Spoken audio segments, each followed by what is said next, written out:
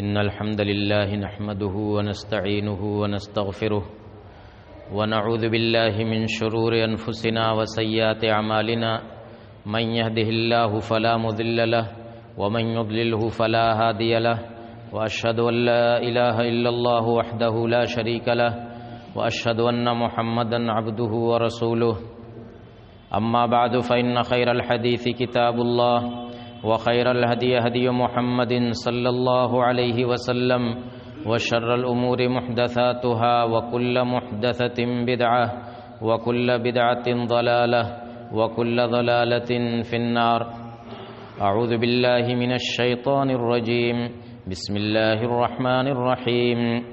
قاف والقرآن المجيد بل عجبوا أن جاءهم منذر منهم فقال الكافرون هذا شيء عجيب أئذا متنا وكنا ترابا ذلك رجع بعيد قد علمنا ما تنقص الأرض منهم وعندنا كتاب حفيظ بل كذبوا بالحق لما جاءهم فهم في أمر مريج أفلم ينظروا إلى السماء فوقهم كيف بنيناها وزيناها وما لها من فروج والأرض مددناها وألقينا فيها رواسي وأنبتنا فيها من كل زوج بهيج تبصرة وذكرى لكل عبد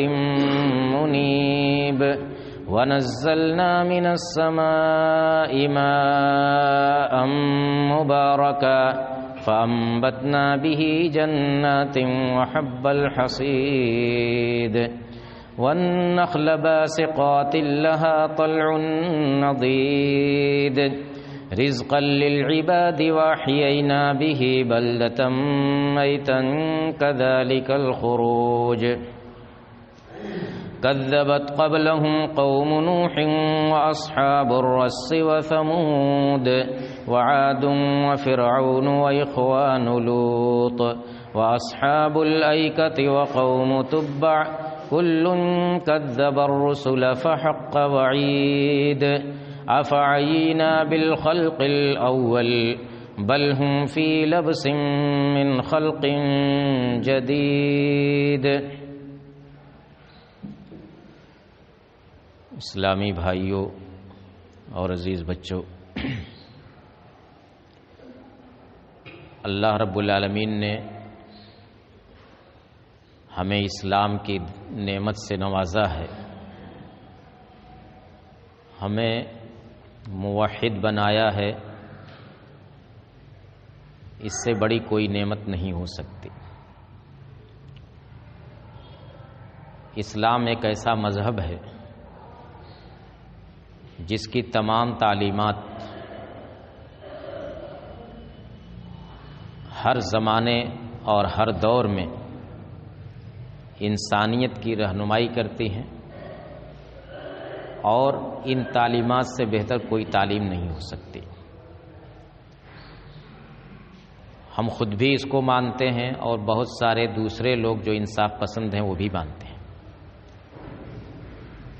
لیکن ہم مسلمان بسا اوقات اپنے عمل سے اور اپنے معمولات سے اسلام کو بدنام کرنے کا سبب بنتے ہیں. اسلام تو ایک بہت اچھا مذہب ہے، لیکن اسلام کے ماننے والے بھی اچھے ہیں کہ نہیں ہیں، یہ سوال ہے. کیونکہ جب زمینی حقائق دیکھے جاتے ہیں، جب مسلمانوں کا جائزہ لیا جاتا ہے، تو ایسا معلوم ہوتا ہے کہ اسلام میں اور ان میں بڑا فرق ہے. اسلام جو کچھ کہتا ہے ضروری نہیں کہ مسلمان اس کو برتتے ہوں. اس کی ایک مثال دے کر کے میں آج کے خطبے میں اسی پر بات کروں گا. راستوں کے تعلق سے اسلام کی جو تعلیمات ہیں وہ یہ کہ راستوں کو، عام راستوں کو، پبلک راستوں کو صاف رکھا جائے، خالی رکھا جائے، لوگوں کے آنے جانے کے لیے اس کو ہر طرح سے تیار رکھا جائے، راستوں میں کوئی رکاوٹ نہ ڈالی جائے، راستوں میں گندگی نہ پھیلائی جائے، آنے جانے والوں کو، راہگیروں کو کوئی پریشانی نہ ہو۔ یہ پریشانی کسی بھی طرح کی ہو سکتی ہے اور کسی کو بھی ہو سکتی ہے۔ عام راستے میرے بھائیو آپ جانتے ہیں، ہم بھی اسی راستے پر چلتے ہیں، آپ بھی اسی راستے پر چلتے ہیں، ہمارے دوست بھی چلتے ہیں، دشمن بھی چلتے ہیں، مسلم بھی چلتے ہیں، غیر مسلم بھی چلتے ہیں، مرد بھی چلتے ہیں، عورتیں بھی چلتی ہیں، بچے بھی چلتے ہیں۔ اگر ہم راستے کو گندا کرنے کا سبب بنتے ہیں، راستے کو تنگ کرنے کا سبب بنتے ہیں، راستے میں رکاوٹ کھڑی کرتے ہیں، تو یہ سارے لوگ متاثر ہوں۔ اس میں ایک سے ایک اللہ کے نیک بندے ہوتے ہیں جن کی ایک دعا جو ہے وہ ہمارے لیے خطرناک ہو سکتی ہے، ایک بد دعا ہمارے لیے خطرناک ہو سکتی ہے۔ اللہ کے نبی جناب محمد الرسول اللہ صلی اللہ علیہ وسلم فرماتے کہ من عادى لی ولیا فقد آذنته بالحرب، جو میرے کسی ولی اور میرے کسی محبوب بندے سے دشمنی کرے گا، اس کو تکلیف پہنچائے گا، تو اس کے لیے میرا اعلان جنگ ہے۔ اس کے لیے اللہ تعالیٰ کہہ رہا ہے کہ ایسے شخص کے لیے جو میرے کسی ولی، میرے کسی محبوب بندے کو تکلیف پہنچاتا ہے یا اس سے دشمنی رکھتا ہے، تو اس سے میرا اعلان جنگ ہے۔ سوچئے کہ اللہ تعالیٰ جس سے اعلان جنگ کی بات کر دے تو اس سے بڑی کیا چیز ہو سکتی ہے۔ قرآن کریم کے اندر اللہ تعالیٰ فرماتا ہے کہ والذین یؤذون المؤمنین والمؤمنات بغیر ما اکتسبوا فقد احتملوا بہتانا واثما مبینا، جو لوگ مومن مردوں کو، مومن عورتوں کو بلا وجہ ایذا پہنچاتے ہیں، تکلیف پہنچاتے ہیں، تو بہت بڑے گناہ کا کام کرتے ہیں، بہت ہی خطرناک عمل انجام دیتے ہیں۔ اس نے کیا غلطی کی ہے جس کے راستے پر آپ رکاوٹیں کھڑی کرتے ہیں، جس کے راستے کو آپ گندا کرتے ہیں، اس کا کیا قصور تھا؟ وہ بغیر مکتسب ہی تو ہے۔ میرے بھائیوں، ہم تو وہ ہیں کہ اللہ کے نبی صلی اللہ علیہ وسلم فرماتے ہیں کہ المسلم من سلم المسلمون من لسانہ ویدہ، مسلمان وہ ہے جس کی زبان سے اور جس کے ہاتھ سے سارے مسلمان محفوظ رہیں۔ جس کی زبان اور جس کے ہاتھ سے سارے مسلمان محفوظ رہیں وہ مسلمان ہے۔ لیکن کیا واقعی ہماری زبان سے مسلمان محفوظ ہیں؟ کیا واقعی ہمارے ہاتھوں سے سارے مسلمان محفوظ ہیں؟ کیا ہم دوسرے مسلمانوں کے لیے تکلیف کا، اذیت کا باعث نہیں بنتے؟ تو پھر ہمارا اسلام بھی خطرے میں ہے۔ اللہ کے نبی صلی اللہ علیہ وسلم یہ بھی فرماتے ہیں، اس میں دیکھیے ایک بہت ہی پوائنٹ کی بات، کہ ہر آدمی چاہتا ہے کہ میرا راستہ صاف ہو۔ اب آپ چاہے پیدل چل رہے ہوں، چاہے گاڑی سے چل رہے ہوں، دو پہیا سے چل رہے ہوں، سائیکل سے چل رہے ہوں، کوئی آدمی نہیں چاہتا کہ اس کے راستے میں کوئی رکاوٹ آئے، اس کو جہاں 10 منٹ میں پہنچنا ہے وہ 1 گھنٹہ میں پہنچے، اس کی فلائٹ چھوٹ جائے، اس کی ٹرین چھوٹ جائے راستے کی بھیڑ بھاڑ کی وجہ سے، اس کا مریض دم توڑ دے ایمبولینس کے اندر، وہ جس ڈاکٹر سے ملنے جا رہا ہے وہ ڈاکٹر اٹھ جائے اپنے چیمبر سے تاخیر کی وجہ سے، کوئی چاہتا ہے؟ تو جیسے ہم نہیں چاہتے اپنے لیے، دوسرا بھی نہیں چاہتا۔ دوسرے کے ساتھ ہمارا معاملہ وہی ہونا چاہیے جو ہم اپنے لیے پسند کرتے ہیں۔ یہ ایک بڑا اصول ہے۔ اس اصول کو اگر ہم یاد رکھیں تو زندگی میں کبھی کسی دوسرے کی بدخواہی نہیں کریں گے، کسی دوسرے کے لیے پریشانی کا سبب نہیں بنیں گے۔ اللہ کے نبی جناب محمد الرسول اللہ صلی اللہ علیہ وسلم فرماتے ہیں کہ لا یؤمن احدکم حتی یحب لاخیہ ما یحب لنفسہ، کہ تم میں سے کوئی شخص اس وقت تک مومن نہیں ہو سکتا جب تک اپنے بھائی کے لیے وہی نہ پسند کرے جو اپنے لیے پسند کرتا ہے۔ جب تک ہم دوسرے کے لیے وہی نہ پسند کریں گے جو اپنے لیے پسند کرتے ہیں، تب تک ہمارا ایمان نہیں۔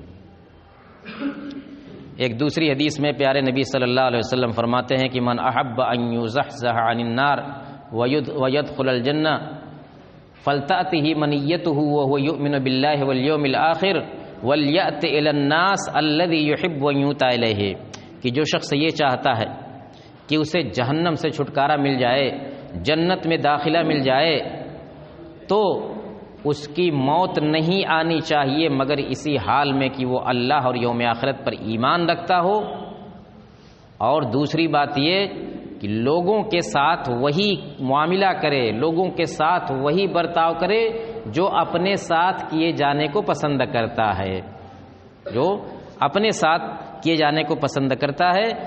اگر یہ دو کام نہیں ہے، اگر یہ ان دو چیزوں کا اہتمام کرتا ہے کوئی مسلمان، تو جنت میں داخلے اور جہنم سے چھٹکارے کی امید کی جاتی ہے۔ ایک اور حدیث میں اللہ کے نبی صلی اللہ علیہ وسلم فرماتے ہیں کہ عرضت علی اعمال امتی حسنھا وسیئھا، میرے سامنے میرے امت کے اچھے اعمال بھی پیش کیے گئے اور برے اعمال بھی پیش کیے گئے۔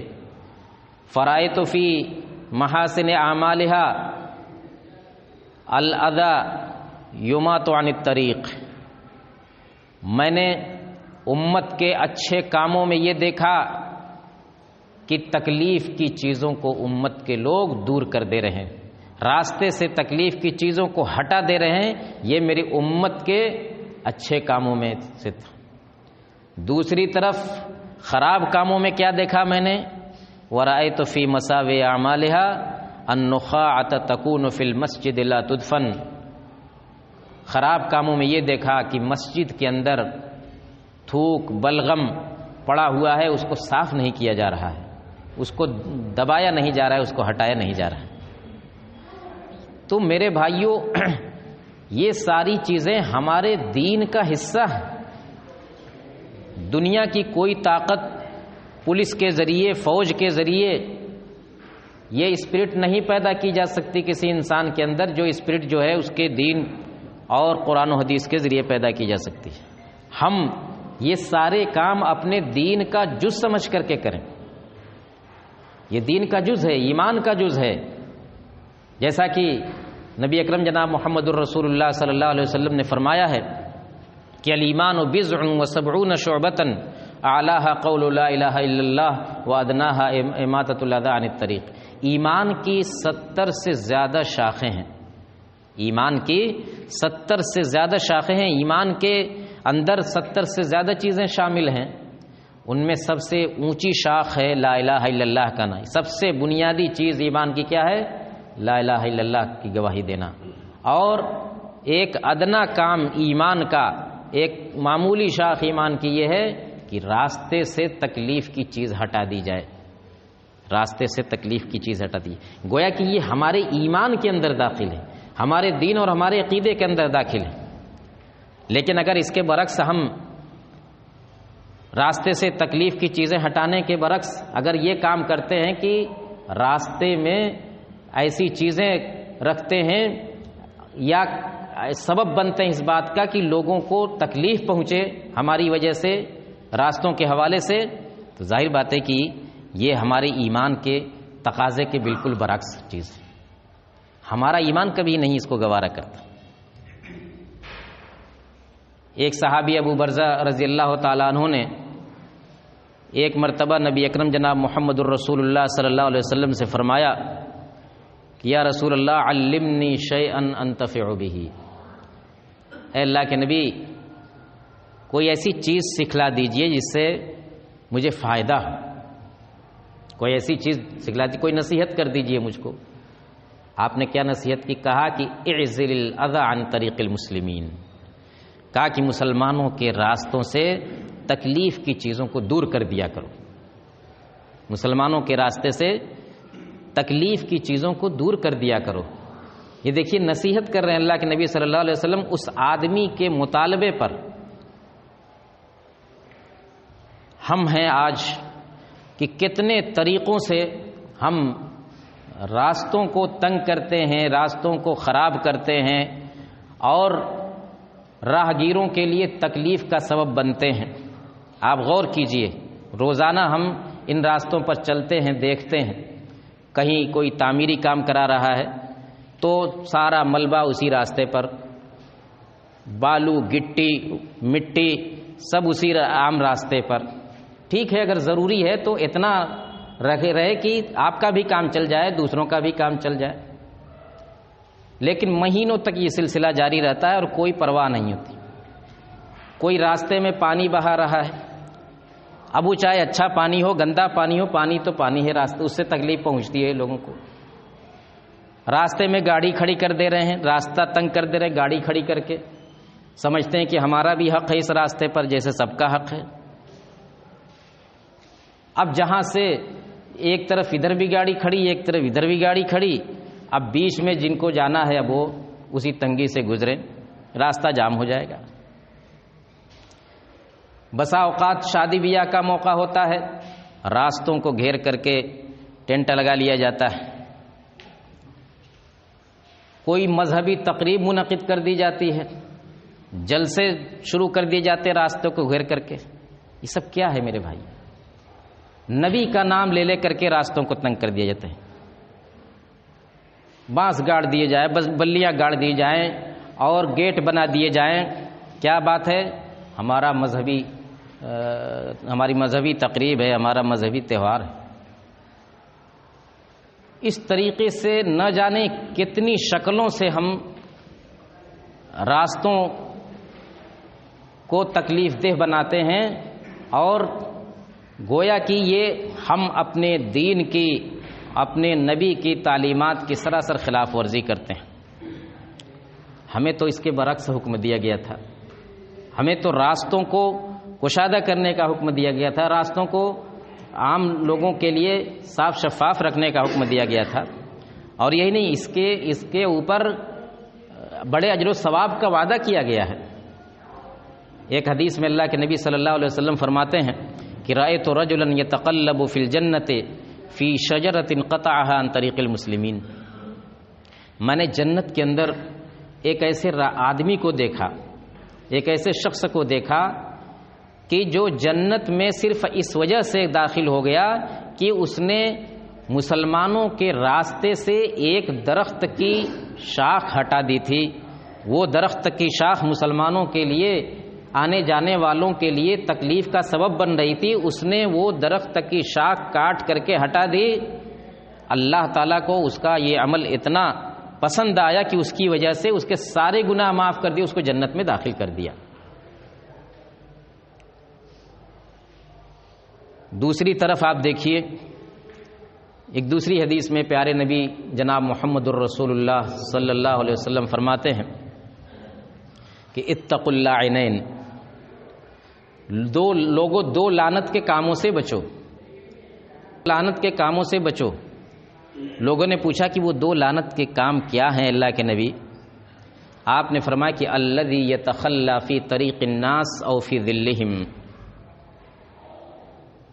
جو لوگوں کے راستوں میں گندگی کرتا ہے، قضائے حاجت کرتا ہے، اور لوگوں کے سائے کی جگہ میں گندگی کرتا ہے، قضائے حاجت کرتا ہے۔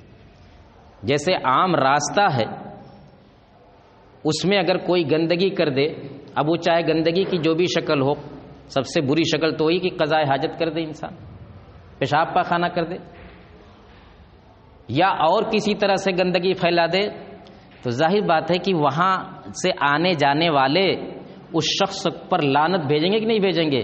جس نے یہ کام کیا ہے لعنت نہیں بھیجیں گے، دعا دیں گے اس کو، لعنت بھیجیں گے۔ زبان سے لعنت نہ بھی بھیجیں تو دل سے تو ضرور لعنت بھیجیں گے، دل سے ضرور اس کو برا بھلا کہیں گے کہ کون انسان ہے جس نے یہ گندگی پھیلا دی یہاں پر عام راستے کے اندر۔ اسی طریقے سے کوئی سائے کی جگہ ہے جہاں لوگ رک کر کے تھوڑا سا سایہ حاصل کرتے ہیں، اگر وہاں بھی کوئی گندگی پیدا کر دیتا ہے، وہاں بھی کوئی اس جگہ کو خراب کرتا ہے، تو ظاہر بات ہے کہ وہاں بھی آنے جانے والے لوگ اس شخص کو برا بھلا کہیں گے، لعنت کریں گے، دعا نہیں دیں گے اس کو، اس پر لعنت بھیجیں گے۔ تو یہ تو دنیا کے اندر ہو گیا کہ دنیا کے اندر بھی ایسا کام کرنے والوں کو لوگ اچھی نظر سے نہیں دیکھتے، نہ ہم دیکھتے ہیں نہ کوئی اور دیکھتا۔ میرے بھائیوں، دین کا کام، دین کا دائرہ بڑا وسیع ہے۔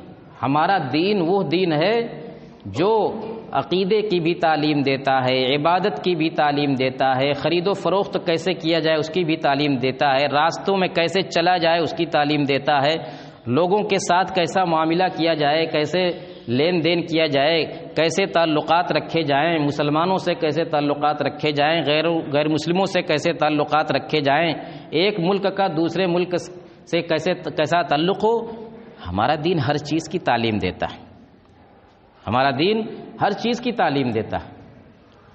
تو یہ تعلیم ہماری زندگی کے اندر نظر آنی چاہیے۔ کتابوں میں لوگ تلاش نہیں کریں گے ہمارے دین کی خصوصیتوں کو، کتابوں میں جا کر کے ہمارے دین کے امتیازات کو نہیں تلاش کریں گے، وہ ہم کو دیکھتے ہیں، وہ ہم کو دیکھتے ہیں اور ہم کو دیکھ کر کے یہ حکم لگاتے ہیں کہ اسلام اچھا مذہب ہے کہ نہیں ہے، اس لیے کہ وہ یہ جانتے ہیں کہ مسلمان جو کچھ کرتا ہے وہ اسی لیے کرتا ہے کہ اس کے مذہب نے اس کو یہی سکھلایا ہے۔ کیا ہمارے مذہب نے ہم کو گندگی سکھلائی ہے؟ کیا ہمارے مذہب نے ہم کو دوسروں کو پریشانی میں مبتلا کرنے کی تعلیم دی ہے؟ ہرگز نہیں ہے۔ لیکن جب تک کہ ہم اپنے عمل سے، اپنے طرز سے لوگوں کے سامنے اس بات کو نہیں پیش کریں گے، لوگ ہماری تقریر سے اور ہمارے بیانات سے مطمئن نہیں ہو سکتے۔ وہ کہیں گے کہ بھائی آپ تو نہیں کرتے، ٹھیک ہے آپ کے قرآن کے اندر، آپ کی حدیث کے اندر یہ سب باتیں کہی گئی ہوں گی، لیکن آپ لوگوں کے اندر تو ہم یہ چیز نہیں دیکھتے۔ ہم تو آپ کو دیکھتے ہیں کہ اپنے گھر کا کوڑا نکال کر کے گھر کے باہر رکھ دیتے ہیں، اب وہ کوڑا جو ہے دن بھر پڑا رہتا ہے، جانور آ کر کے اس کو اور پھیلاتے ہیں، بارش ہو جاتی ہے وہ اس میں اور گندگی پیدا ہوتی ہے، تعفن اٹھتا ہے، بدبو اٹھتی ہے اور آنے جانے والے لوگوں کو تکلیف ہوتی ہے۔ ہم تو یہ دیکھتے ہیں آپ کے اندر، اور آپ کہتے ہیں کہ ہمارا دین صفائی کی تعلیم دیتا ہے۔ تو یہ ایک تضاد ہے ہماری زندگی کے اندر کہ نہیں ہے؟ کیا ہم اپنے دین کی نیک نامی کا سبب بنتے ہیں یا بدنامی کا سبب بنتے ہیں؟ میرے بھائیوں، ہمیں اس موضوع پر سنجیدگی سے غور کرنا چاہیے۔ یہ ہر شخص سے متعلق ہے، ہر شخص کو ان راستوں سے گزرنا ہے، چھوٹا ہو بڑا ہو، پڑھا لکھا ہو ان پڑھ ہو، مرد ہو عورت ہو، اور ڈاکٹر ہو انجینئر ہو جاہل ہو دکاندار ہو گراہک ہو، سب کو گزرنا ہے۔ تو ہمارے عمل سے اور ہماری طرف سے کوئی ایسی چیز نہیں ہونی چاہیے جو عام راہگیروں کے لیے پریشانی کا اور تکلیف کا سبب بنے۔ اللہ تعالی ہمیں ان چیزوں کو سمجھنے اور برتنے کی توفیق عطا فرمائے۔ آمین وآخر دعوانا ان الحمدللہ رب العالمین۔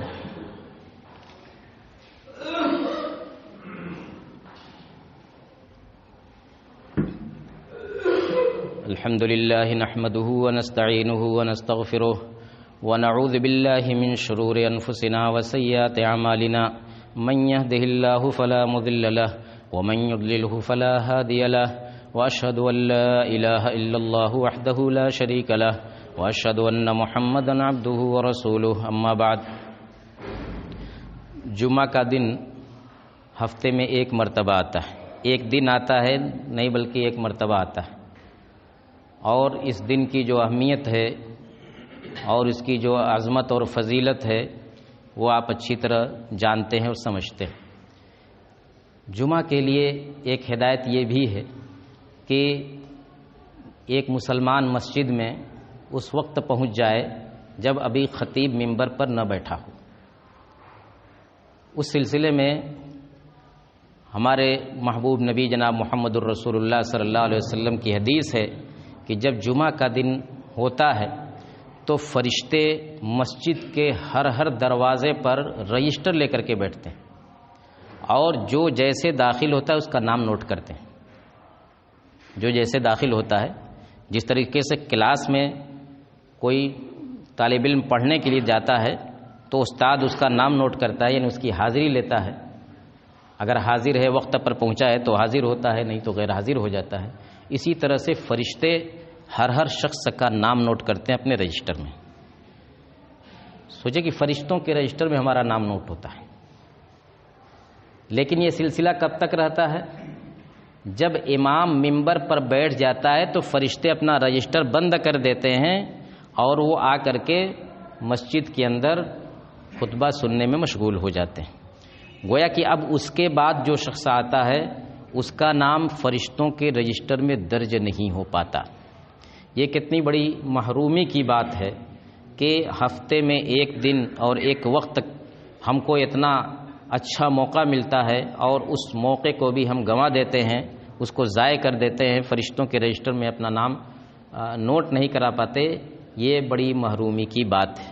اگر ہم سے ایسا عمل ساتھ کبھی کوئی مجبوری ہو گئی، کبھی کوئی ایمرجنسی آ گئی، وہ الگ بات ہے، لیکن اس کی پابندی کرنی چاہیے، اس کو معمول بنانا چاہیے کہ ہم ایسے وقت میں پہنچیں کہ اس شرف کو حاصل کر سکیں کہ فرشتوں کے رجسٹر میں ہمارا نام نوٹ ہو جائے، اللہ کے یہاں پہنچ جائے۔ اللہ تعالی ہمیں اس کی توفیق عطا فرمائے۔ اللہم اعز الاسلام والمسلمین واخذل الکفرۃ والملاحدۃ والمبتدعۃ والمشرکین، اللہم الف بین قلوبنا واصلح ذات بیننا وانصرنا علی عدوک وعدونا، سبحان ربک رب العزۃ عما یصفون وسلام علی المرسلین والحمد للہ رب العالمین۔